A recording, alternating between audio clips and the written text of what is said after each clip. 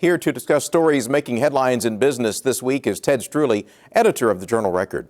Ted, a new border war is shaping up between Oklahoma and Texas. What's sparking the fight this time? Well, there's about a 100-foot stretch in the Red River where a North Texas pumping station draws some water, and when the lines were originally drawn when Texas became a state, it was never really clearly defined whether the border was the North Bank, the South Bank, or somewhere in the middle of the river, and that issue's resurfacing as Texas wants more water. The Osage Nation is reacting strongly to a new rule regarding eagles. Why are they upset? Yeah, the Osage Nation is pretty upset about a new rule that affects the wind farms in Osage County. The federal government decided to give kind of a 30-year waiver on the accidental killing of bald eagles and golden eagles on those wind farms. The Osage would prefer to protect the birds. Efforts to integrate all 77 counties in an online legal database have taken a major step forward. It's about a $27 million project that started about 3 years ago to get all of the court systems onto a single network. Right now they're split between two different systems. Noble County has now moved on to the consolidated system. It's the first of 64 counties to do that. A Creek County oil site is now on the EPA's Superfund list.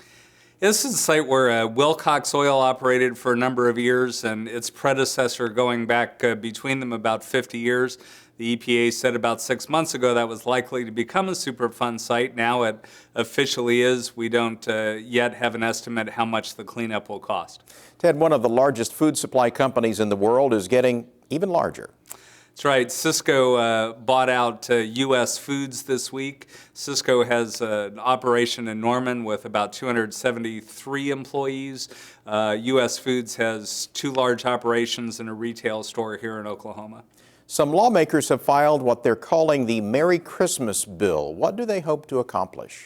Well, this bill would make it specifically okay to have holiday displays with religious themes and for, say, school teachers to say Merry Christmas or Happy Hanukkah without fear of reprisal.